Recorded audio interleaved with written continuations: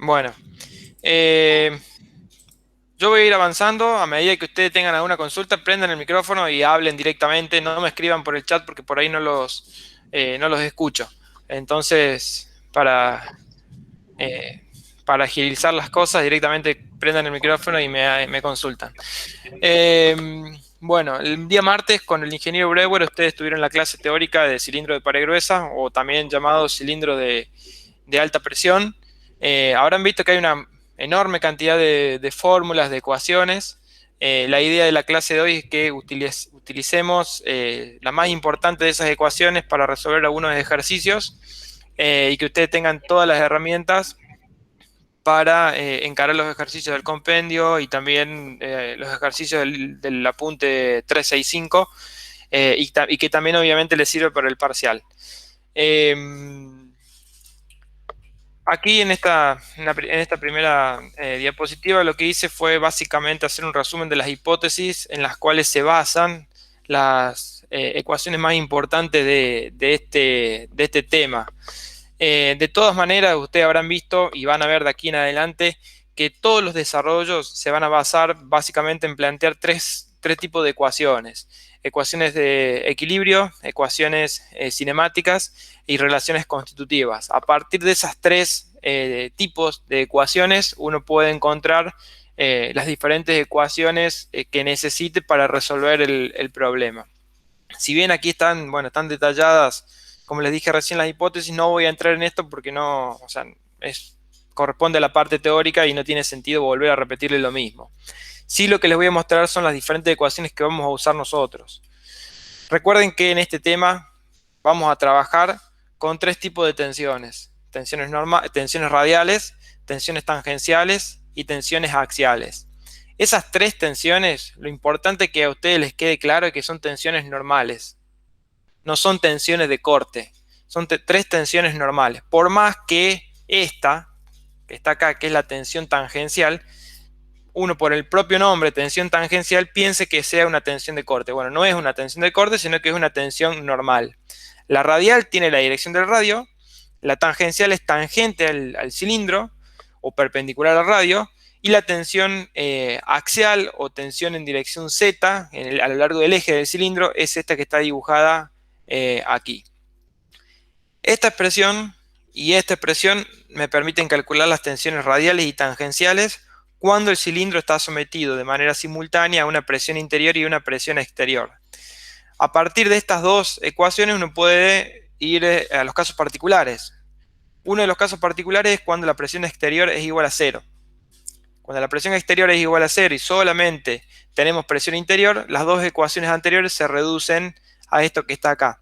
Quizás esta no es la ecuación que ustedes tengan exactamente en el compendio, porque en el compendio está simplificada un poco más, pero es la misma, o sea, llegan a los mismos resultados. Si uno observa o analiza en detalle estas dos ecuaciones, lo que va a ver es que van a ser máximas estas dos tensiones en el radio interno del cilindro, o sea, en esta zona. En esta zona o en esta zona, es lo mismo, por simetría. Si uno analiza la magnitud o el módulo de estas dos tensiones, va a ver que la tensión tangencial es más grande que la tensión radial. A su vez, si tenemos todavía presión interior y presión exterior cero, o sea, la presión interior distinta de cero y la presión exterior igual a cero, podemos tener estas dos situaciones en lo que respecta a tensiones axiales. Esta tensión, este caso, cuando tenemos un émbolo y tenemos la presión interior actuando sobre el émbolo, no va a producir tensiones axiales, o sea, no va a producir tensiones sobre las paredes del cilindro.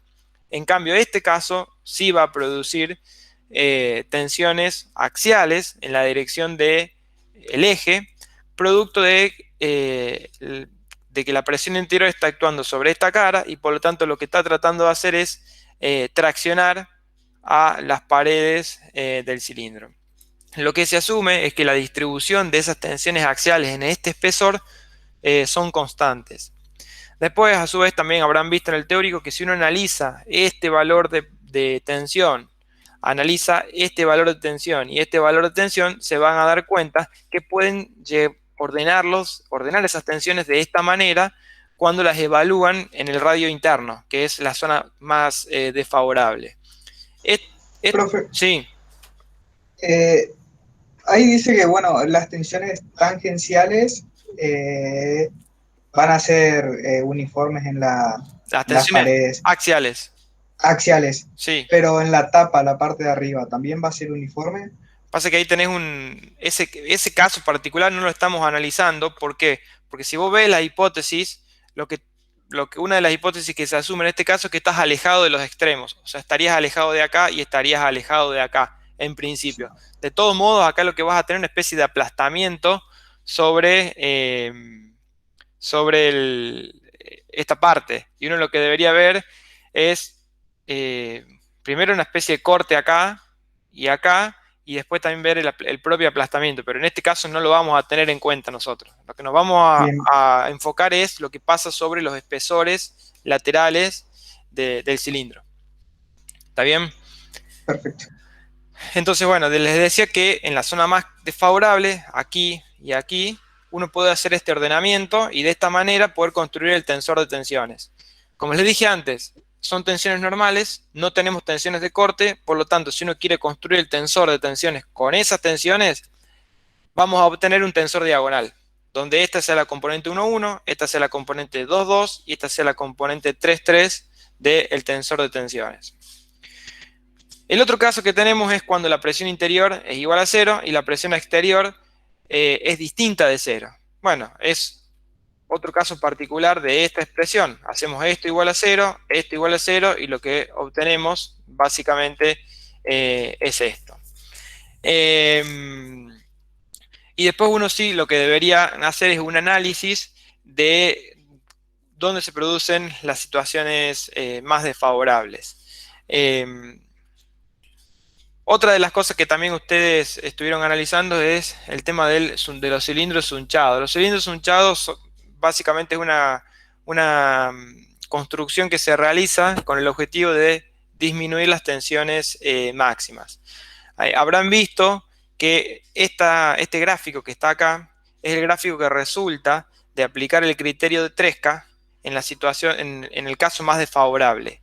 Este tau max que aparece acá es la máxima tensión cortante que aparece. Eso no implica que el cilindro esté sometido a tensiones de corte con respecto a las referencias que nosotros utilicemos, sino que cuando uno aplica el criterio de Tresca, lo que uno hace es calcular la máxima tensión de corte, que en este caso, si uno lo evalúa en la situación más desfavorable, va a ver que es la diferencia entre la componente 1,1 del tensor de tensiones y la componente 3,3.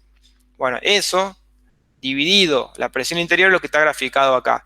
Y lo que uno puede ver acá es que a partir de un cierto valor de radio exterior B del cilindro, uno puede seguir aumentando el radio exterior, pero las tensiones máximas no van a bajar. Entonces se procede a utilizar una configuración alternativa donde hay una interferencia entre dos cilindros para poder bajar las tensiones máximas. Es decir, en vez de considerar un solo cilindro de radio interior A y radio exterior B, se consideran dos cilindros y se procede a determinar lo que se llama presión de sunchado, que esa presión de sunchado es la que actúa en la interferencia o en la interfaz de los dos cilindros, cilindro interior y cilindro exterior. Eh, Acá les dejé la expresión para calcular cuánto vale esa presión de sunchado para dos cilindros del mismo material. Y de este otro lado está la misma expresión, pero como tenemos dos cilindros de diferente material. Eh, aquí me debe faltar un exponente -1, ya lo voy a cambiar. Antes de subirle las diapositivas se lo cambio. Pero lo que tienen que tener en cuenta es que si tenemos dos cilindros, el interior y el exterior, iguales, usamos esta ecuación para el cálculo de la presión de sunchado. Si son distintos, utilizamos esta expresión. Después otra de las cosas que también ustedes vieron son los criterios de diseño. Los criterios de diseño básicamente se basan en evaluar las tensiones en las zonas más desfavorables, aplicar alguno de los criterios de falla y determinar alguna de las dimensiones, que en nuestro caso va a ser el radio externo del cilindro, de manera tal de satisfacer un determinado coeficiente de seguridad para una presión interior. Eso es básicamente lo que tenemos acá. A partir del criterio de Tresca se encuentra esta ecuación. Esta ecuación permite calcular el radio exterior B en función del radio interior A, que va a ser dato de nuestro problema, en función de la presión interior, que va a ser dato, en función del coeficiente de seguridad, que también va a ser dato porque tenemos que fijarlo nosotros por consideraciones de diseño, y de la tensión de fluencia del material del cilindro. Tengan en cuenta que esto lo pueden aplicar solamente cuando tenemos un único cilindro. No quieran utilizar esta ecuación para el caso del sunchado porque está mal. Y obviamente que esto acá sí va a ser válido siempre y cuando todo lo que esté abajo de la raíz sea positivo, o sea, mayor que 0. ¿Por qué? Porque si es negativo, vamos a tener la raíz de un número negativo, raíz cuadrada de un número negativo, que es un número imaginario, y no tiene sentido físico. ¿Qué pasa si no cumplimos esta condición? Bueno, vamos a tener que ver alguna otra alternativa de diseño, como por ejemplo el sunchado. Acá tenemos lo mismo, pero para el criterio de von Mises. La diferencia está en que el criterio de von Mises, como utiliza las tres componentes del tensor de tensiones, las tres tensiones principales, tenemos que distinguir dos casos. Uno de los casos es cuando la tensión axial es 0 y el otro caso cuando la tensión axial es distinta de 0. En cambio, 3K no lo teníamos en cuenta eso porque 3K ha trabajado con los valores extremos de tensiones, con la sigma 1,1 y con la sigma 3,3. Por eso no aparecía la sigma Z, que era la intermedia. Y tenemos la misma expresión que esta, pero a partir del otro criterio. O sea, el cálculo del radio exterior en función del radio interior y demás parámetros del sistema o de la estructura para los dos casos. Y finalmente acá les presento en la última diapositiva cómo se diseña un cilindro sunchado a partir de la teoría de Tresca, garantizando que ese sunchado sea óptimo. Básicamente el criterio de sunchado óptimo lo que pretende es que la tensión de comparación de Tresca en el radio interior y en el radio intermedio, o sea, en la interfaz de los dos cilindros, sea la misma. Entonces, como dato de estos problemas, ¿qué vamos a tener? Y vamos a tener radio interior, presión de trabajo y coeficiente de seguridad. ¿Y qué tenemos que determinar? Bueno, el radio intermedio, el radio exterior y la interferencia del sunchado. Eso se puede hacer con estas ecuaciones que yo ya se las coloqué acá abajo. En la parte teórica vieron cómo se llega a estas ecuaciones. La única cosa importante a tener en cuenta acá es que el coeficiente de seguridad no se aplica sobre la tensión, sino que se aplica sobre la presión, como está acá. ¿Por qué? Porque hay una relación no lineal entre las cargas y las tensiones. Entonces, por ese motivo, lo que hacemos es, cuando tenemos que aplicar un coeficiente de seguridad, agarramos la presión interna, la multiplicamos por ese coeficiente de seguridad, obtenemos una presión P sub S o presión mayorada o presión segura, como quieran llamarlo, y con esa presión P sub S efectuamos los cálculos. Ya lo vamos a ver más adelante. ¿Alguna consulta hasta acá? No, bastante claro. No, profe. Bueno, este ejercicio es simple, o sea, sería el típico primer ejercicio que se les puede llegar a presentar, donde tenemos ya un cilindro diseñado con radio interior 0,61, radio exterior 0,69, presión interior 29 megapascal y tensión de fluencia 640 megapascal. ¿Qué se pretende hacer? Calcular el coeficiente de seguridad a partir del criterio de Tresca. Ya van a ver que hasta esta parte de la materia hay un gran hilo conductor entre todos los temas. Quizás desde ahora en adelante ustedes pueden llegar a notar que se empiezan a desconectar un poco los temas. Entonces, bueno, hasta ahora pueden aplicar todo lo que se vio anteriormente en la resolución de este tipo de problemas. Por ejemplo, el planteo de tensor-tensiones, utilización de cualquier criterio de falla y demás cosas que puedan aparecer en el medio. Entonces, ¿qué vamos a hacer ahora? Vamos a calcular el coeficiente de seguridad en la zona más desfavorable. ¿Dónde es la zona más desfavorable? De acuerdo a lo que les dije antes, es en el radio interior. Entonces, en el radio interno vamos a calcular tensión tangencial, tensión radial y tensión axial. Tensión axial porque en este caso ya tenemos explícitamente dibujado acá la tensión axial, entonces habría que calcularla. En caso de que no esté dibujada acá, uno no sabe cómo es la construcción de esto, entonces en principio no la calcula. En este caso, como está esquemáticamente en el dibujo, lo vamos a calcular. De acuerdo a lo que vimos acá, en esta parte, la presión actúa sobre esta cara.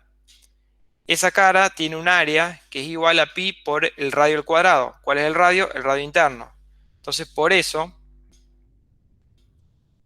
acá yo escribo lo siguiente, que la fuerza que actúa sobre esa cara que les mostré recién es la presión por el área. Y esa tensión, a mí me interesa ver la tensión que genera esta fuerza sobre la sección anular del cilindro. Entonces por eso lo divido por el área anular del cilindro, que es pi por el radio exterior al cuadrado menos el radio interior al cuadrado. Y uno obtiene esta expresión que es la que les mostré anteriormente cuando consideramos este caso de sigma z distinta de 0. Entonces acá reemplazo el A, reemplazo la presión interior, reemplazo el B y obtengo este valor de tensión axial, que como les dije antes, considero que es uniforme en todo el espesor. Después, ¿qué hacemos? Calculo tensión radial y tangencial. Para eso, ¿qué hago? Bueno, que R tiene que ser igual a A, porque son máximas acá. Entonces, utilizo las expresiones que les mostré anteriormente, evaluadas en el radio interno. Evaluadas en el radio interno, tanto esta como esta. Esta es la radial, esta es la tangencial. Acá reemplacé la R por A, la R por A, la evalué esta ecuación y da menos la presión interior, lo cual tiene sentido. Es obvio que en el radio interior la tensión radial es igual a la presión interior. Y la tensión tangencial, si uno reemplaza B y A en esta ecuación, da 236,5 megapascal. Entonces claramente ya uno puede ver que sigma T es 236, es más grande que 103, y 103 es más grande que menos 29, entonces este es el ordenamiento que vamos a utilizar si uno quisiera construir el tensor de tensiones. Ahora lo que vamos a hacer es aplicar el criterio Tresca. El criterio Tresca, de acuerdo a lo que ya vieron, considera la máxima o la tensión normal más grande y la tensión normal más chica, la componente 1,1 y la componente 3,3 del tensor. Entonces yo puedo escribir que la tensión de corte máxima es sigma T menos sigma R. Este es el criterio de Tresca. O bien, si yo paso esto multiplicando para este 2, multiplicando para acá, me va a quedar que 2 veces tau max, que es la tensión de comparación de Tresca, es igual a sigma T menos sigma R. ¿Por qué sigma T menos sigma R? Por lo que les dije antes. Esta es la máxima tensión y esta es la mínima tensión. Entonces, ¿cómo defino el coeficiente de seguridad? La tensión de fluencia dividida la tensión de comparación de Tresca, que es el 2 por el tau max, o bien 2 veces esto, que está acá. Eso hace que el coeficiente de seguridad sea de 2,41. Fíjense una cosa, si yo evalúo el coeficiente de seguridad acá, me va a dar siempre lo mismo. ¿Por qué va a dar siempre lo mismo? Porque estas ecuaciones de tensión radial y tangencial no dependen de la coordenada z, solamente dependen del radio. Ahora agarremos y hagamos otra cosa. Supongamos que en vez de evaluar el coeficiente de seguridad, ahora mi intención es decir, bueno, yo quiero que para un coeficiente de seguridad dado de 2,5 y utilizando el criterio de von Mises, yo calcule cuánto tiene que ser el radio externo. O sea, tengo que calcular cuánto tiene que valer B y mantengo los otros datos fijos. O sea, mantengo esto fijo, esta presión y esta tensión de fluencia. Entonces, ¿qué hacemos? Lo primero que tenemos que hacer es, o bien vamos a utilizar directamente las expresiones de criterio de diseño, esta expresión que está acá, para von Mises, porque sigma z es distinto de 0 en nuestro caso, o si uno quiere hacerlo de manera analítica, o sea, proceder uno hasta llegar al resultado, lo primero que uno tiene que hacer es calcular cuánto es la tensión admisible de von Mises, o la tensión, perdón, de comparación de von Mises en el punto de mayor solicitación. El punto de mayor solicitación es el radio interior. Entonces esa tensión les va a quedar expresada en términos de B, porque B es el parámetro que uno quiere evaluar. Entonces a partir de esta ecuación, a partir de la definición de coeficiente de seguridad, lo que uno puede llegar a hacer es plantear cuánto tiene que ser la tensión de comparación de Von Mises, definir el coeficiente de seguridad como tensión de fluencia dividido la tensión de comparación de Von Mises y despejar el valor de B. Eso sería el procedimiento que uno tiene que hacer. Nosotros ya tenemos, o sea, ya tenemos la ecuación que les mostré antes de criterio de diseño, que ya me permite calcular directamente B, porque alguien ya lo reemplazó y ya lo hizo. Entonces lo que les mostré acá, desde acá, es como uno debería operar para llegar a la ecuación de criterio de diseño, que en realidad es esta ecuación. Ya está expresada el valor de B en términos de todos los otros parámetros de la estructura. Fíjense que acá lo que hice es evaluar las tensiones en el radio interior, la radial, la tangencial y la axial. Me van a quedar expresadas en términos de B. Los otros valores los puedo reemplazar. Pero bueno, no tiene sentido que a lo mejor lo hagan porque alguien ya lo despejó. Entonces lo que ustedes tienen que hacer directamente es usar esto. Pero les repito, si ustedes llevan esto a esta expresión, van a encontrar esta ecuación que está acá.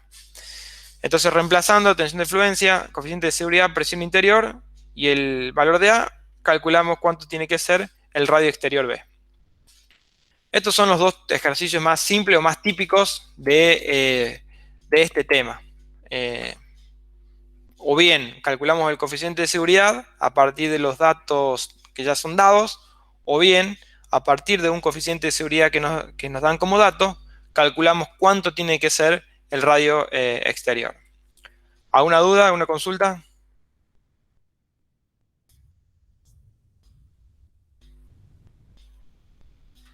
No por ahora.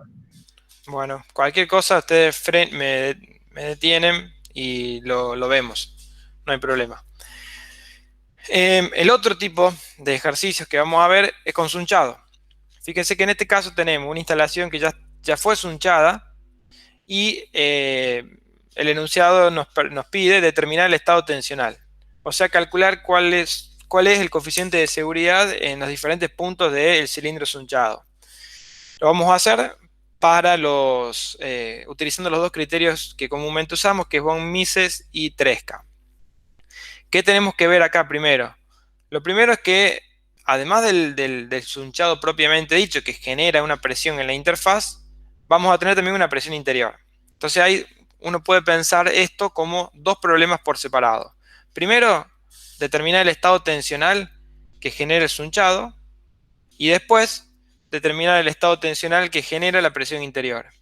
Una vez que tenemos esos dos estados, los podemos sumar, superponemos los dos efectos y tenemos el estado tensional del cilindro sunchado con presión interior. En este caso yo no sé todavía si este sunchado fue óptimo o no fue óptimo. A lo mejor no fue diseñado con los criterios de sunchado óptimo. Pero bueno, no me importa ahora porque la intención no es diseñarlo, sino que es verificar el estado tensional. Pero sí es importante ver que a lo mejor uno tiene un sunchado y a lo mejor ese sunchado no da buenos resultados. Habría que evaluarlo. Ya lo vamos a ver después y en base a qué lo podemos ver eso. Fíjense que este cilindro interior y este cilindro exterior son de distinto material. Este es el módulo elástico del cilindro interior, el módulo elástico del cilindro exterior y los coeficientes de Poisson. Como son materiales elásticos, isótropos y homogéneos, con estos dos parámetros mecánicos, este y este, ya podemos caracterizar el comportamiento elástico de este material. Fíjense otra cosa. Entonces, como estos son de distinto material, la presión de sunchado la calculo con esta ecuación que está acá. Acá está el -1 que les dije antes que me había olvidado. Entonces, eso ténganlo en cuenta. ¿Por qué? Porque si son de distinto material, la presión de sunchado se calcula de esta forma, con esta ecuación. Entonces, ¿qué hacemos ahora? Y bueno, vamos a calcular esta presión. Como yo ya tengo todos estos datos, puedo directamente introducirlos en esta ecuación y calcular cuánto vale la presión de sunchado, que da 28,23 megapascal. O sea, es la presión que existe en esta interfaz. Acá.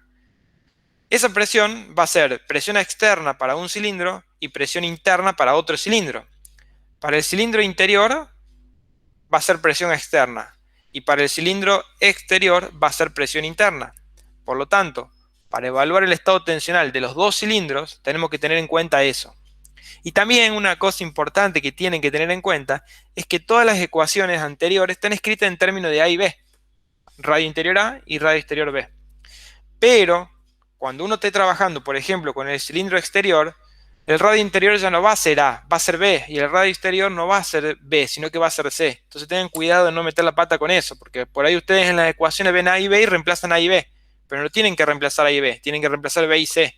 Entonces tengan en cuenta eso también. Entonces, próximo paso es agarrar y trabajar con el cilindro interior. El cilindro interior, debido al sunchado, tiene una presión exterior. Entonces, ¿qué hago? Bueno, voy a agarrar y voy a determinar el estado tensional de ese cilindro debido a esa presión exterior. Entonces uso las dos ecuaciones de tensión radial y tensión tangencial para presión exterior. ¿Cuál es la presión exterior? La presión de sunchado.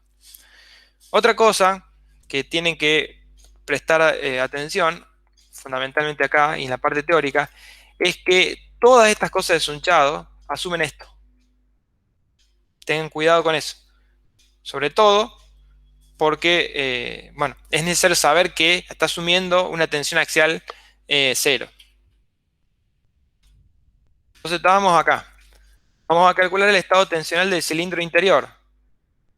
Vamos a evaluar lo que pasa tanto en el radio interno, o sea, acá, en R igual a A, y lo que pasa en el radio externo o en el radio intermedio para los dos cilindros, que es R igual a B.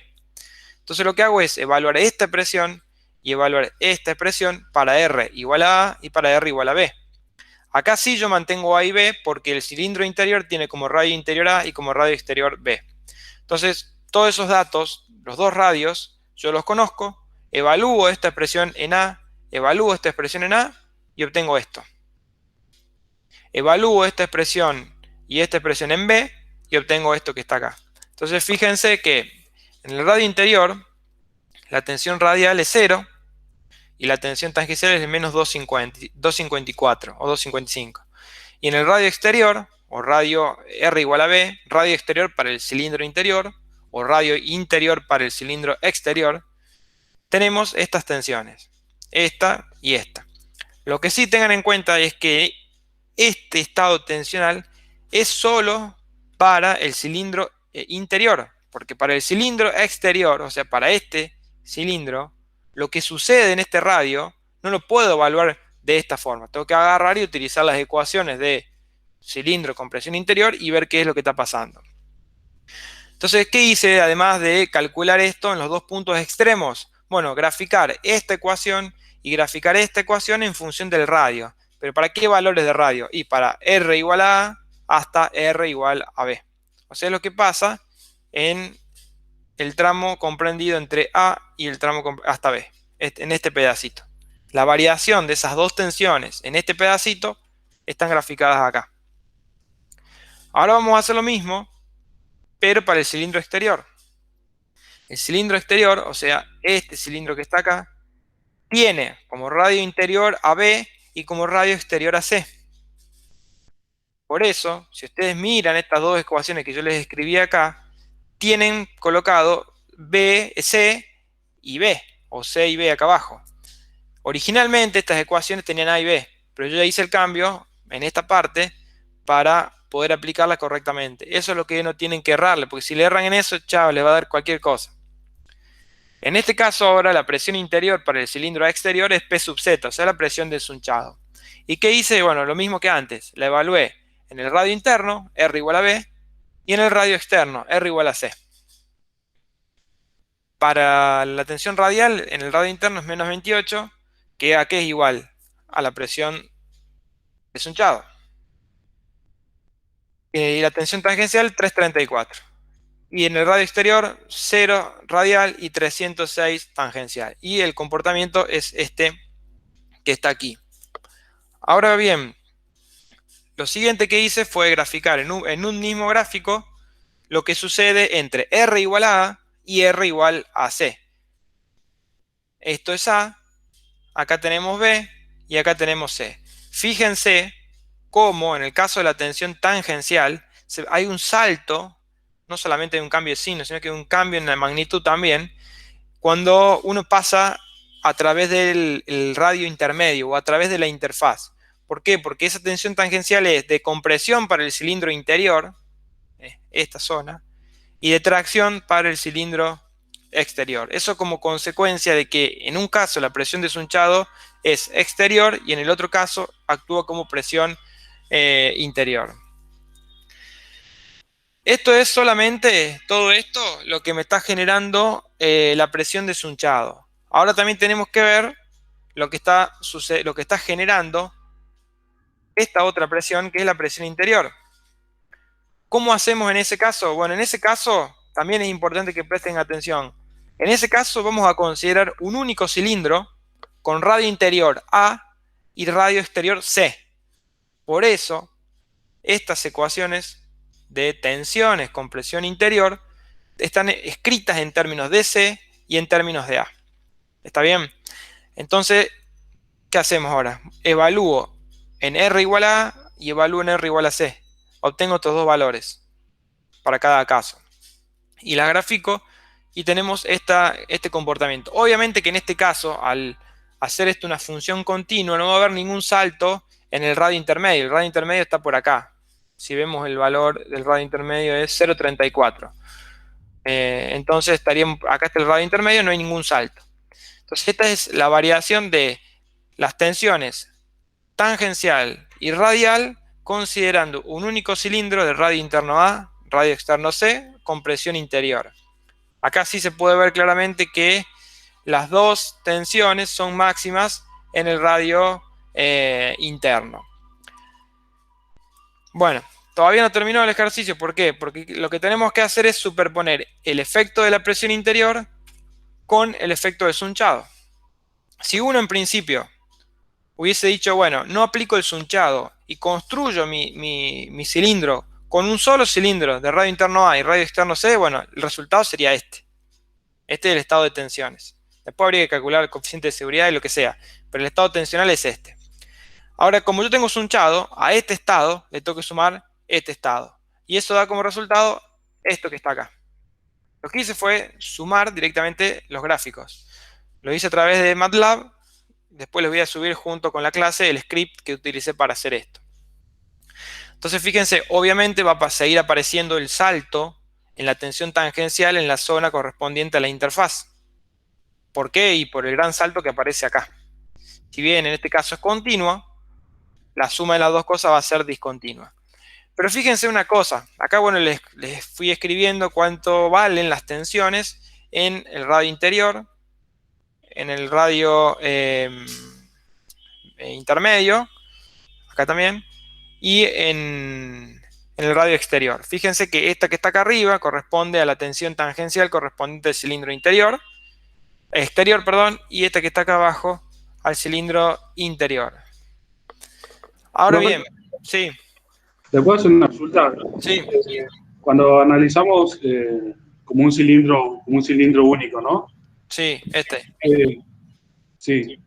Ahí no tiene, o sea, porque nosotros para partir todas estas ecuaciones partimos, o sea, llegamos a las ecuaciones constitutivas que plantea que los materiales son linealmente elásticos y isótropos. Sí. Al ser dos materiales diferentes, o sea, de diferentes materiales, ¿se respetan igual todas las ecuaciones? Sí, lo que vos no vas a tener, cuando vos analices, no vas a tener las mismas deformaciones en los dos materiales, pero sí. Sí, fíjate que estas relaciones no dependen del módulo elástico. Si estas relaciones dependerían del módulo elástico, sí. Pero en principio no debería haber problema. Ahora, lo que ustedes pueden ver, si miran esto y si miran esto, es que, ¿qué conclusión pueden sacar del sunchado? ¿Qué les parece? Esto es un solo cilindro, como si fuese un solo cilindro, como que si el sunchado no existiese. ¿Qué pasa si miramos esto? A uno que me diga algo. Las tensiones en el exterior y en el interior van a cambiar. Sí, pero mirá este valor. Esta es la tensión máxima, ¿cierto? Claro. El salto que hay entre Mirá cuánto es la máxima acá. O sea, quiere decir que el sunchado no fue óptimo, no fue correcto. Porque en vez de producir un beneficio que yo estaba esperando, que era se quiere reducir. disminuir la tensión. Claro, no está disminuyendo la tensión, está aumentando. Entonces, este sunchado no es óptimo. Una cosa que ustedes podrían hacer para practicar es agarrar y diseñar este sunchado de manera óptima. El problema está en que el sunchado óptimo, o sea, el desarrollo que tenemos hecho en la parte teórica del sunchado óptimo, asumen que los dos cilindros son del mismo material, entonces no lo pueden aplicar exactamente igual acá. Pero bueno, esto es importante que lo vean, sobre todo porque siempre y cuando el sunchado va a ser adecuado, si es que las tensiones disminuyen. Si no disminuyen, no tiene sentido utilizar el sunchado. Me quedé pensando en lo que me preguntaron uno de ustedes respecto de esto que está acá, de si no hay ningún tipo de salto acá porque cambia el material.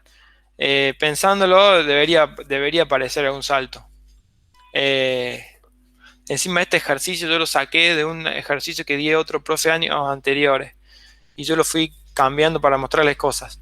De todos modos, si bien puede haber ese salto que uno de ustedes dijo, lo voy a ver y se los voy a contestar para que quede claro.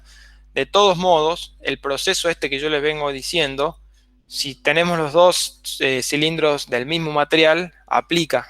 Y también debería aplicar si los dos cilindros son de distinto material como acá. El problema está que debería aparecer algún tipo de salto, quizás en el comportamiento de estas curvas como consecuencia del cambio de las propiedades elásticas del material. Pero bueno, déjenmelo que yo lo vea. Esto fue inventado por alguno de los otros profes y evidentemente no se dio cuenta de esto. Y yo tampoco me lo puse a pensar. Así que bueno, de todos modos, lo que le tiene que quedar claro es que en estos casos vamos a superponer los dos estados, el estado debido a sunchado y el estado debido a presión interior. ¿Hago una consulta? No sé quién es el que me preguntó eso. ¿Quién fue? Yo, profe. Bueno, ya te lo voy a averiguar. De todos modos, no tiene sentido lo que me está diciendo. O sea, por eso me quedé pensando con eso. Tiene sentido. Debería parecer algo así. O la otra alternativa también es lo que te decía. Lo que se mantiene son las tensiones y varían las deformaciones. Pero bueno, habría que ver. Lo voy a analizar y te lo voy a contestar. ¿Está bien? Perfecto, gracias. Bueno. Seguimos con este ejercicio porque lo que hice fue determinar el estado tensional. Ahora la idea es, a partir de este estado tensional, que es el estado total, calcular la distribución de coeficientes de seguridad. Entonces fíjense una cosa, miremos acá. En esta primera parte, de R que va de A a B. ¿Cuál es más grande de las dos? ¿Esta o esta?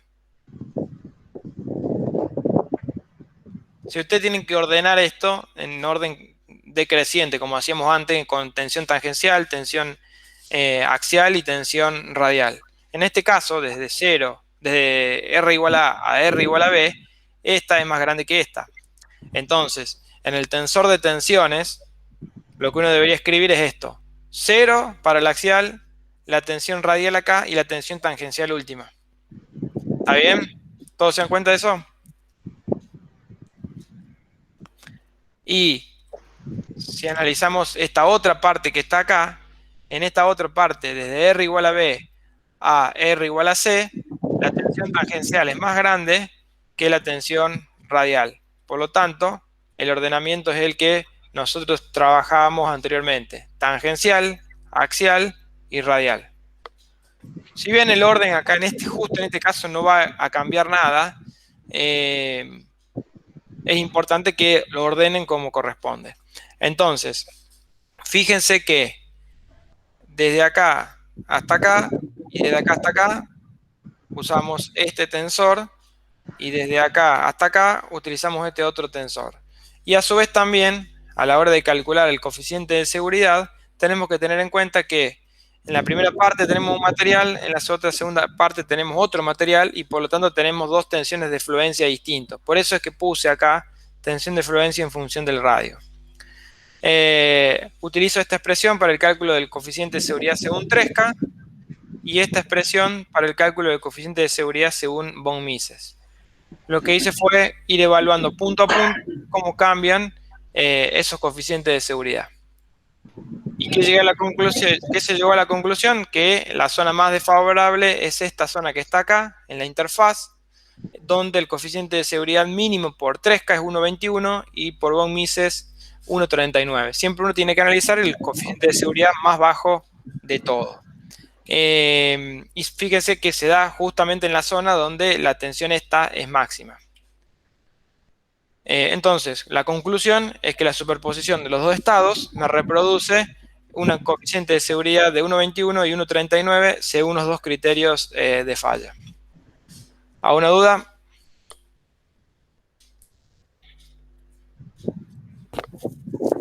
Se analiza la distribución de los coeficientes, ingeniero. Claro, o sea, si vos no sabés dónde se va a producir la zona más de mayor tensión, la zona más crítica, evalúas el coeficiente de seguridad a lo largo de todo el espesor. Y la variación desde A hasta C es esta que tenés acá. Entonces, para vos poder decir, bueno, el coeficiente de seguridad de esta estructura es tanto, bueno, analizás la zona más desfavorable, la zona crítica. Y la zona crítica está acá. Perfecto, gracias. Bueno, vamos a ver otro ejercicio. Este ejercicio es un ejercicio que está en el 365, es el ejercicio 3.28. Yo les voy a mostrar acá para que vean cuál es. Es este que está acá. Este ejercicio básicamente tenemos un eje. No hice el dibujo, por eso les muestro esta parte. La dificultad... 327, no 328. Cristian, tenés el micrófono prendido. Ahí está. Le estaba diciendo, lo que tiene este apunte está muy bueno, tiene ejercicios muy buenos, este es uno de los recomendados, pero tiene por allí algunos ejercicios bastante teóricos y que por ahí a lo mejor no tienen sentido. Este sí tiene sentido, es interesante, lo único que tiene las unidades escritas en kilogramos y en centímetros, o sea, kilogramo fuerza y centímetro para las longitudes. Acá lo que hice fue transformar todo a las unidades que utilizamos ahora, en pascales y milímetros o metros. Fíjense, tenemos un eje macizo y tenemos montado sobre este eje una rueda o una polea a través de una cierta interferencia. Las dos hipótesis fundamentales que hacemos acá son estas. Esta que está acá y esta que está acá. Esta, bueno, es simple porque el eje es macizo. Si el eje es macizo, su radio interior tiende a 0 o en realidad es 0. Y esta, estamos asumiendo que la rueda es suficientemente grande como para asumir que el radio de la rueda tiende a infinito. Pero en definitiva, ¿qué tenemos? Esto es un sunchado entre dos cilindros, el cilindro de la rueda y el eje. Entonces la idea es agarrar y determinar el coeficiente de seguridad en el punto de contacto de estos dos elementos, tanto para la rueda como para el eje. Otra de las cosas que también dice el ejercicio, que está colocado acá, es que va a llegar un momento que si el momento es suficientemente grande, van a empezar a deslizar las dos cosas. Entonces el momento torsor que vamos a usar para cargar la estructura en sí, o como carga, es el momento torsor que se produce en el momento de deslizamiento. Cuando la polea o la rueda entra a deslizar con el eje. Por un lado, tenemos que los dos materiales son de lo mismo. Este es el módulo de elasticidad. Y a partir de eso, y a partir de la interferencia, yo voy a calcular cuánto es la presión que existe en la interacción, o sea, en la interfaz de las dos cosas. Pero esa presión se produce precisamente por el sunchado que existe entre los dos cilindros, o entre la rueda y el eje. Vamos a hablar rueda y eje. Entonces, ¿qué hacemos? Usamos esta expresión para el cálculo de esa presión, que que esta expresión involucra los tres radios: radio interior, radio intermedio y radio exterior. Pero en nuestro caso el radio A lo hacemos 0. Entonces esto se va y esto se va. Si esto se va y esto se va y nosotros hacemos tender C a infinito, tengo infinito al cuadrado, o sea, es indeterminado. Entonces, para saber cómo podemos calcular nosotros la presión de Sunchado, lo que yo tengo que hacer es decir, bueno, voy a tomar el límite de esta expresión cuando C tiende a infinito. Una de las formas de salvar esta indeterminación es por la regla del L'Hopital de límites. Y si ustedes hacen eso, derivando esto y esto 2 veces, porque aparece al cuadrado, esto que está acá se transforma en esto. O sea, básicamente pasar de acá a acá implica 2 cosas: asumir que A sea igual a 0 y tomar el límite de esta expresión cuando C tiende a infinito. Entonces llegamos a esto.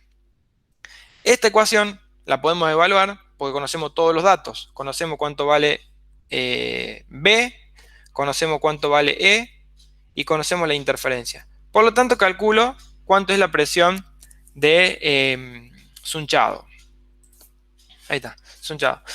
El próximo paso es decir, bueno, voy a calcular el momento torsor máximo. El momento torsor máximo se va a producir cuando esté a punto de entrar en deslizamiento los dos cuerpos. Entonces, ¿cómo calculo ese momento torsor máximo? A través de la presión de Sunchado, a través del coeficiente de rozamiento y teniendo en cuenta el área de interacción entre dos cuerpos. Uno lo que puede hacer es definir una especie de presión de rozamiento o una presión una presión máxima que puede llegar a existir entre ambos cuerpos antes de que se produzca ese rozamiento, ese deslizamiento. Entonces, si yo agarro, multiplico la presión de Sunchado, que obviamente actúa de manera normal en las caras, por el coeficiente de rozamiento, y a eso lo multiplico por el área de contacto de los dos cuerpos, voy a encontrar una fuerza de rozamiento. Esa fuerza de rozamiento tiene que ser tangente al cilindro. ¿A qué cilindro? Al eje o al otro cilindro de la rueda. Y si yo a esa, que es la multiplicación de esto, P sub Z por mu por A, es la fuerza de rozamiento. Si yo la multiplico por B, que es el radio del eje, me va a dar un momento. Y ese es el momento máximo que va a soportar el eje antes de deslizar. Ahora lo que hago es agarrar y reemplazar A por su valor. ¿A qué es igual esa área? Y bueno, veamos acá en el dibujo. Esa área es el área en contacto que tiene el eje con la rueda, que es este pedazo que está acá multiplicado por todo el perímetro. Entonces yo lo que puedo hacer es 2pi por B, que es el radio este, me va a dar todo el perímetro del eje, multiplicado por L, que es 8, y entonces me va a dar el área en contacto entre los dos cuerpos. Eso es lo que está hecho acá. 2pi por B, perímetro, multiplicado por L, me da esa área. Entonces, bueno, sigo resolviendo, reemplazo, y este es el momento torsor máximo. Entonces, este momento torsor lo que va a hacer es generar, obviamente, una tensión de corte sobre el eje. Sobre el eje vamos a tener una presión, producto del Sunchado, vamos a tener una tensión de corte provocada por el momento torsor, y vamos a tener una tensión generada por el propio rozamiento.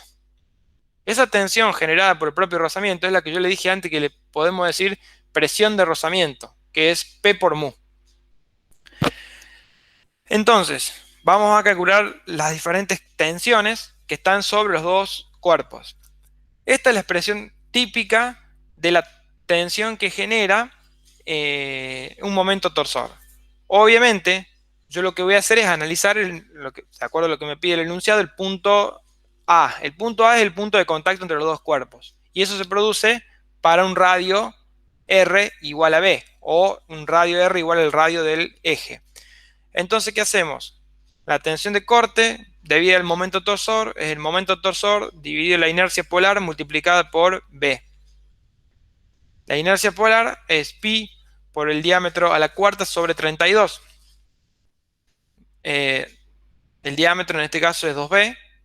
Por lo tanto, reemplazo el diámetro por esta expresión, opero y llego a esto. Esto lo calculo acá arriba y B lo tengo como dato. Entonces la tensión de corte sobre el eje es esta. Pero fíjense una cosa. Vamos para acá de nuevo. Fíjense cómo es la tensión. La tensión generada por la torsión actúa sobre esta cara que está acá.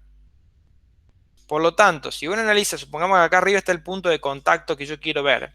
Si yo quiero ver lo que está pasando acá, esa tensión es tangente en ese lugar al cilindro. Pero es una tensión de corte que está actuando sobre esta cara que está acá, en esta dirección. Eso es importante mirarlo, entenderlo, sobre todo para después construir el tensor de tensiones. Entonces fíjense, el momento torsor debería tener este sentido, por eso está dibujado esto de esta manera. Ahora fíjense que también sobre el eje tengo dibujado una tensión producida por el rozamiento que es opuesta. Bueno, eso es precisamente lo que yo les decía antes, la presión esa de rozamiento.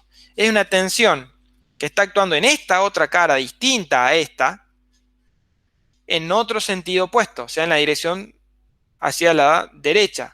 Por lo tanto, si uno analiza un pequeño cubito acá, esta tensión de corte y esta tensión de corte van a estar actuando en caras perpendiculares entre sí. Eso es lo que me interesa que se den cuenta.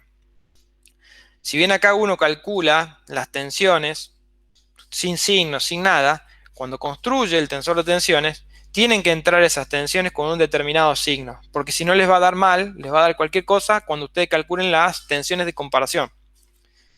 Esta es precisamente la tensión por el rozamiento o presión de rozamiento, les dije antes yo, pero en realidad podemos decir directamente tensión generada por el rozamiento. Ahora bien, esta tensión por rozamiento no está solamente actuando sobre el eje, sino también que va a estar actuando obviamente sobre la polea o sobre la rueda en sentido opuesto. ¿Por qué? Y bueno, por la propia conexión que existe por rozamiento entre ambos cuerpos. Pero esta tensión que está acá solamente actúa sobre el eje, porque el que tiene que explicar el momento torsor es el eje y se transmite por el rozamiento al otro componente. Entonces hasta ahora solamente calculamos las dos tensiones de corte. Ahora falta calcular las tensiones generadas por el sunchado. Si uno ve esto, acá, este eje va a tener presión exterior y esta rueda va a tener presión interior provocada por el sunchado. Entonces, ¿qué hacemos? Bueno, trabajo sobre el eje. El eje tiene presión exterior. Entonces, ¿qué hago? Vuelvo hacia atrás. Vengo y uso esta ecuación. El eje tiene presión exterior. Uso esta ecuación. ¿Qué pasa? A es 0. Pero ¿qué pasa si A es 0? Esto se va a infinito. Entonces, otra vez tenemos problema. Entonces, ¿qué hacemos? Como yo quiero evaluar lo que pasa en B, o sea, en el radio exterior del eje, porque es el punto de conexión o el punto A que le llama el problema entre ambos cuerpos, reemplazo acá R igual a B, R igual a B, y otra vez tengo que levantar esa indeterminación tomando un límite. Otra vez por regla del L'Hopital, se aplica esa regla si uno deriva numerador y denominador. O sea, la regla del L'Hopital lo que hace es, para salvar esa indeterminación, hay que derivar numerador y denominador por separado, dos veces en este caso porque está el cuadrado de la variable. Si uno toma el límite de esta expresión y de esta expresión para levantar esa indeterminación, uno va a llegar a esto. Eso no lo hago, le coloco directamente el resultado porque es algo que no está relacionado con el tema en sí de la materia. Entonces se llega a esto. Tensión radial igual a menos la presión exterior. Tensión tangencial igual a menos la presión exterior. ¿Qué es la presión exterior? La presión de sunchado. Entonces lo que hacemos es agarrar esta presión y evaluarla en el R igual a B, que directamente es igual a la presión de sunchado, que está acá. Después, ¿qué hacemos? Lo mismo, pero sobre la rueda. Y para la rueda, ¿qué tenemos que usar? Tenemos que utilizar las expresiones correspondientes a un cilindro con presión interior. Y va a pasar lo mismo, porque vamos a tener un infinito metido al medio, porque aparece el radio exterior, y el radio exterior es C, y el C es infinito, entonces otra vez tenemos el problema. Tomando el límite, se llega a esta expresión que está acá. Esta para la tensión radial, esta para la tensión tangencial. ¿Cómo? Yo quiero evaluar esta expresión en el radio B, o sea, en el radio interior de la rueda. Esto se va y me queda aquí abajo, menos presión interior y presión interior. Entonces estas son las dos tensiones, radial y tangencial, sobre la rueda, tensión radial y tangencial sobre el eje. Próximo paso, armo los tensores de tensión en los puntos de contacto. Acá les dibujé más o menos para que se den cuenta. Esto asuman que lo amarillito es la rueda y lo gris es el eje. Este es el punto de contacto. Fíjense una cosa. En las dos vamos a tener tensión tangencial y tensión radial. Si uno analiza, vamos a ver que sobre el eje, esta es la tensión radial, esta es la tensión tangencial, son iguales y las dos son negativas. Bueno, acá me di cuenta que lo escribí mal esto, acá está puesto al revés. ¿Por qué? Porque este 0 tiene que venir acá arriba. Tiene que venir acá arriba porque estas dos son las dos negativas y este 0 es más grande que esos dos valores negativos. Evidentemente no me generó ningún problema, pero está mal escribirlo así. Está mal escribirlo así porque yo debería ordenarlo de manera correcta. Igualmente, en este caso en particular no me va a generar nada. No me va a generar nada porque como yo asumí, a ver, les muestro cómo se lo puedo mostrar. Bueno, no tengo el dibujo hecho. Yo lo que quería dibujarles, básicamente, a ver si está dibujado acá.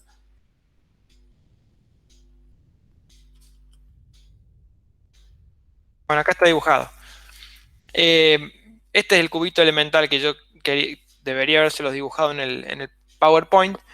Y a partir de este cubito elemental, uno lo que puede hacer es agarrar y construir el tensor de tensiones. De acuerdo a cómo se definieron los ejes acá, no va a importar que esto esté puesto acá abajo. Pero si uno quiere seguir toda la convención anterior, eso sí debería estar puesto ordenadamente. De todos modos, por cómo uno define los ejes estos, no pasa nada. Si ustedes ven esto, para que les quede claro, esta cara que está acá, que está dibujada acá, vendría a ser esta cara que está acá. Es como que acá está cortada tanto el eje como la rueda. Por lo tanto, esta que está dibujada acá es la tensión de corte por la torsión. Esta que está acá arriba es la tensión de corte por el rozamiento, con sentido opuesto. Después tenemos esta tensión que está acá y esta tensión que está acá, son las tensiones tangenciales. Y esta que está acá y esta que está acá son las tensiones normales. Entonces, a partir de este esquema y de estos ejes, uno construye esto. Por ejemplo, esta es la cara 3. Esta es la cara 3 y esto está actuando en la dirección 1. Por lo tanto, esta componente que está acá es la componente 1,3 o 3,1 del tensor de tensiones. Como esta es la cara normal, X3, y esto está en sentido opuesto a X1, entonces va con signo menos. Y esta está actuando, esta tensión de corte está actuando en la cara caracterizada por este eje normal X2 y está actuando en la dirección 1 positiva. Por lo tanto, la tensión tau 1,2 y la tensión tau 1,2 y 2,1 es lo mismo y tiene que ser positiva. Es esto que está acá. Bueno, esta es la manera en la cual ustedes pueden armar el tensor de tensiones a partir de las tensiones que están actuando. Pero es importante que se den cuenta que sí tiene importancia el orden en el cual uno dibuja las tensiones sobre la pieza. Ese orden no es cualquiera, sino que tiene que ser de acuerdo a cómo están actuando o cómo está funcionando el sistema. En este caso, se eligió que el eje o que el momento torsor tenga este sentido y por eso las tensiones de torsión son en este sentido. Si esto acá tuviese sentido opuesto, las tensiones de torsión serían en este sentido y el rozamiento también cambiaría de sentido. El rozamiento se va a oponer al movimiento inicial. Y de la misma manera que hicimos este dibujito, lo podemos hacer para la polea o para la rueda. La única diferencia es que en la polea o en la rueda no vamos a tener esta componente que está acá, que es la tensión debida a la torsión. Si ustedes, ahora otra vez, quieren que esté ordenado como habíamos definido anteriormente, lo que van a tener que hacer es definir los ejes de tal manera, o sea, estos ejes, de tal manera que esto y esto aparezcan acá abajo. Obviamente que se le van a mover también las tensiones de corte, porque si no les va a dar cualquier cosa. Pero bueno, esta definición arbitraria de ejes la pueden hacer y le va a dar bien si es que ordenan las cosas como corresponden dentro del tensor. Este tensor que está acá, Profe, sí, de acuerdo a cómo elijamos los ejes, ¿eso nos puede facilitar o hacer más difícil los cálculos? sí, seguramente. Nada más que en este caso lo vas a tener completo al tensor, porque vas a tener tensiones de corte y tensiones normales, sí o sí. Claro. Hay otros casos que sí, dependiendo de cómo vos defines los ejes, podés tener solamente tensiones en la diagonal, y otros casos en donde te van a aparecer tensiones de corte porque lo definiste de otra forma a un determinado tensor. Pero sí, eso obviamente que es así. El tensor es una entidad matemática que por sí misma no puede ser, digamos, abstracta o puede ser definida de esta forma. ¿Vieron que yo le puse la negrita? Bueno, esa es la definición de o cómo se puede representar lo que es un tensor, una entidad tensorial. Ahora después, cuando uno la escribe o la baja a una base cartesiana, que es lo que estamos haciendo acá de manera indirecta, ahí sí, a un mismo tensor uno lo puede representar de un montón de formas diferentes de acuerdo a los ejes que uno use para representarlo. Entonces eso es lo que Claro. vos me estabas preguntando. Pero sí. De bueno, profe, gracias. Aunque esto parezca una matriz, en realidad es la representación de un tensor en forma de matriz. Claro. Pero bueno, eso es una... Ustedes recuerden que cuando vieron álgebra lineal, en álgebra uno utilizaba una base, generalmente ortonormal, para escribir a un vector, como una combinación lineal de elementos de la base. Bueno, un tensor también se puede escribir como una combinación lineal de elementos de una base, pero nada más que la base no son vectores, sino que son tensores ortonormales. Pero bueno, no importa eso. O sea, es otro tema, pero lo que sí es importante que sepan es que a un mismo tensor uno lo puede escribir de distinta manera según el sistema de ejes que uno esté utilizando. Claro. Repasen esto, vean bien los signos de estas cosas, que esté todo bien, para que se den cuenta. Cualquier cosa me consultan. De todos modos, el ejercicio no terminó, porque yo tengo los tensores, pero no tengo el coeficiente de seguridad. Ahora el próximo paso es aplicar esta definición del coeficiente de seguridad de von Mises, llevar acá dentro de esta expresión todas las componentes de este tensor y de este tensor, evaluarlo, calcular el coeficiente de seguridad. Obviamente que el coeficiente de seguridad más bajo va a ser en el eje, porque en el eje voy a tener actuando las mismas tensiones que en la rueda más el momento torsor. Entonces eso hace que el coeficiente de seguridad baje. Y el resultado final de este ejercicio sería este que está acá. Antes de terminar, veamos este otro ejercicio que es relativamente simple. ¿Alguna consulta del anterior, de este? Por mi parte no, ingeniero. Bueno, cualquier consulta, como les dije recién, me detienen, no hay drama. Este ejercicio hay que diseñar. En el primer ejercicio, este acá de sunchado, ya lo teníamos todo diseñado, este acá, y evaluamos tensiones. En este otro que tenemos acá, el ejercicio número 4, yo tengo que diseñar el cilindro sunchado. Entonces, como dato, tengo radio interior, coeficiente de seguridad requerido, tensión de fluencia, presión interior y el material. El material es común para los dos. Entonces, ¿qué vamos a usar? Vamos a usar lo que se vio en la parte de sunchado óptimo utilizando este criterio. También se podría hacer el desarrollo del sunchado óptimo con el criterio de von Mises. El tema es que es más complicado hacer ecuaciones analíticas. Se puede hacer fácilmente si uno lo hace numérico, pero bueno, se complica un poco hacerlo analítico. Entonces, ¿qué hacemos en primer lugar? ¿Cuál es el objetivo? Y el objetivo es determinar B y determinar C y analizar el estado tensional de esto. En primer lugar, recuerden que cuando estamos trabajando con cilindros sunchados y diseño óptimo, el coeficiente de seguridad se aplica sobre la presión. Entonces, calculo esta presión P sub S a través de esta multiplicación, que es 3 por 70, que da 210 megapascal. Con eso, ya puedo agarrar y utilizar esta expresión que está anteriormente en las primeras diapositivas para calcular cuánto es este radio en función de los otros datos que ya conozco. Por lo tanto lo calculo y da 137,5. Y con eso, con este radio y este radio, calculo el radio intermedio, que da esto. Calculo la interferencia y puedo calcular la presión de sunchado, ya que, utilizando esta presión, ya que son los dos cilindros del mismo material. Entonces acá ya estaría diseñado. En teoría debería andar bien y no debería tener ningún tipo de problema. Ahora lo que yo voy a hacer es agarrar y ver cuántos son esas tensiones realmente. En teoría ya está, o sea, con esto ya estaría diseñado. Bueno, ahora lo que vamos a hacer es agarrar y otra vez evaluar el estado tensional de los cilindros. Voy a ir un poco más rápido acá porque ya lo hemos visto. ¿Qué sucede? La presión de sunchado genera presión exterior para el cilindro interior y genera presión interior para el cilindro exterior. Entonces, para ambos casos, utilizo las ecuaciones correspondientes. Esta me da las tensiones del cilindro interior, en el radio interno y en el radio externo, y esto me da las tensiones por sunchado para el cilindro exterior.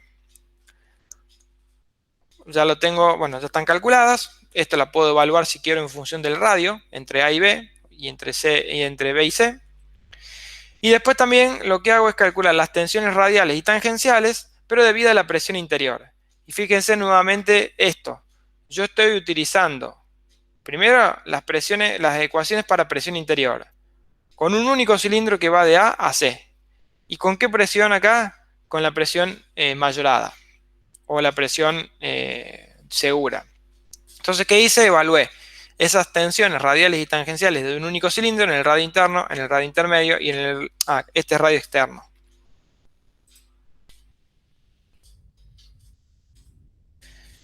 Y listo.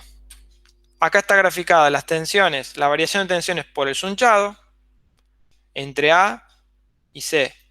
Las variaciones de tensión debido a la presión interior entre A y C. Fíjense que C es 137, por eso los gráficos están cortados ahí.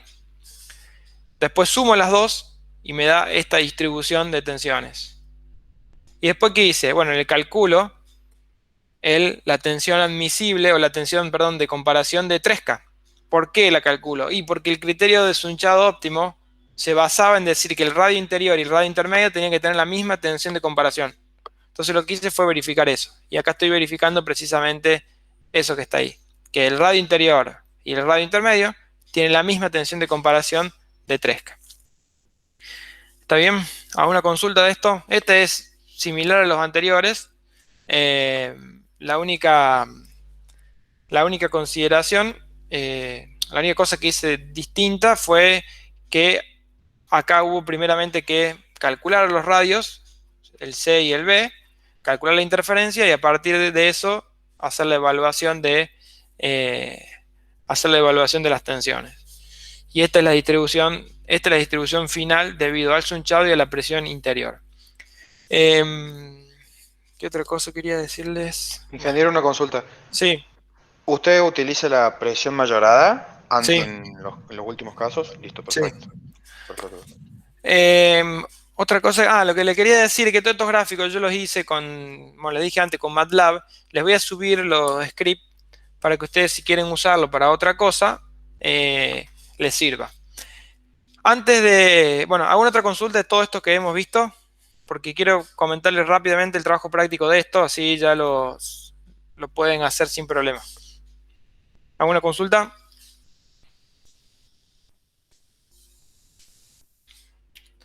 Bueno. Este es el trabajo práctico, es simple, en realidad, no tiene nada raro. Creo que sí, es trabajo práctico 2. Este es un cilindro, presión interior. Ya está todo diseñado, o sea, ya tengo los datos, diámetro interior, diámetro exterior, la presión, sigma de fluencia, tengo el módulo elástico. Tiene esta altura, pero tiene una fuerza aplicada acá. Entonces, ¿qué pasa? Esa fuerza lo que va a producir es un momento, y ese momento va a generar tensiones. Entonces esas tensiones se tienen que superponer a las tensiones que generan la presión interior. La teoría de las ecuaciones que usamos en cilindro dicen que son válidas en zonas alejadas de los extremos. O sea, en teoría no debería ser válida acá y no debería ser válida acá. De todos modos, ustedes pueden aplicarlas acá y pueden aplicarlas acá. Les digo por qué. Porque el momento va a ser máximo acá y acá. Entonces, bueno, es necesario aplicarla en esta zona. ¿Qué pide? Construir el tensor de tensión en el punto de mayor solicitación y calcular el coeficiente de seguridad según 3K en ese punto. Utilizando estos datos. Fíjense que acá le puse presión interior esta y es válida para el apartado A. ¿Por qué? Porque en el apartado B es al revés. Yo le estoy pidiendo cuál es la presión interior que me asegure un coeficiente de seguridad igual a 2. Bueno, en este caso, ustedes van a tener que agarrar y calcular el estado tensional del punto más desfavorable, pero le va a quedar expresado en términos de la presión interior. Van a llevar todo eso al criterio de von-Mises y le va a quedar una ecuación no lineal en términos de P. ¿Ustedes qué pueden hacer? Y pueden ir dándole valores a P hasta ver que se cumpla la ecuación. O bien agarrar todos los términos de la ecuación y tirarlos todos por un lado que quede igualada a 0 y darle valores a P, de manera tal de encontrar un valor de P que haga que toda esa ecuación dé 0. Esa es una alternativa. La otra alternativa es llevarla a Excel y darle valores por el Excel y ver que se cumpla eso que les dije recién. Y la otra alternativa es graficarlo y ver que se cumpla eso. Acá tengo el gráfico hecho para que lo vean ustedes. Rápido, no va a pasar nada. Ustedes ven que esta es la función que habría que evaluar. Y a mí me interesa el valor acá, donde cambia de signo, o donde se hace 0 en realidad. Nada más que son números tan grandes que uno no ve rápidamente el cambio de signo. Y acá tengo la presión para la cual se cumple esa condición. Bueno, hay muchas alternativas de hacerlo. Yo para resolverlo lo hice de esa forma. Ustedes pueden optar por las otras que les dije o por esta que hice yo. No hay problema. ¿Alguna duda de esto? ¿Entendieron lo que tienen que hacer? Profe, una consulta. Sí. Básicamente tenemos que calcular las tensiones que nos produce esa fuerza, o sea, por el flector. Claro, sí. Superponerlos con la tensión total, digamos, o la tensión radial. Vos tenés que, en un determinado punto, vos tenés que armar el tensor de tensiones. En ese tensor, cada efecto va a contribuir con determinadas tensiones. El flector va a contribuir con tensiones en una dirección. Y después tenés las radiales en otra dirección y las tangenciales en otra dirección. Bien, bien, bien. Ahí está. ¿Qué tensiones genera el flector? ¿En qué dirección? Radiales. ¿Estás seguro vos? Suponete que esto es una viga. Suponete que esto es una viga. Olvídate que esto es un cilindro, que esto está empotrado y esto es una viga. Y yo le aplico una carga de corta acá en la punta. Esto se va a flexionar así. Sí. ¿Qué tipo de tensiones genera el flector? Corte. Normales. Son normales en esta dirección. Ah. En un momento flector te genera tensiones normales que es sigma igual a m sobre la inercia multiplicada por la distancia a la fibra más alejada. Entonces, claro, sí. Bien, bien. De esa manera construir el tensor. ¿Está bien? ¿Alguna otra consulta? ¿Todos entendieron esto? No, profe, entonces te generaría como en sigma Z sería. Claro. Exacto. ¿Que se va a tener que sumar con qué?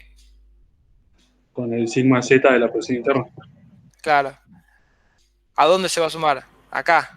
Y acá se va a restar. Entonces hay que ver cuál es la zona más desfavorable.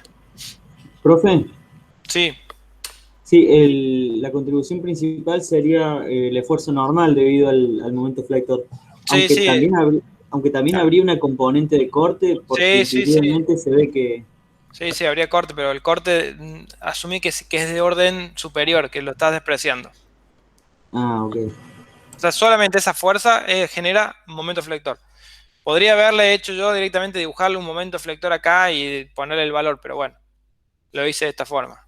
Pero ustedes asumen que esa fuerza genera flexión. De una. Bueno, voy a dejar de grabar. ¿Alguna consulta más?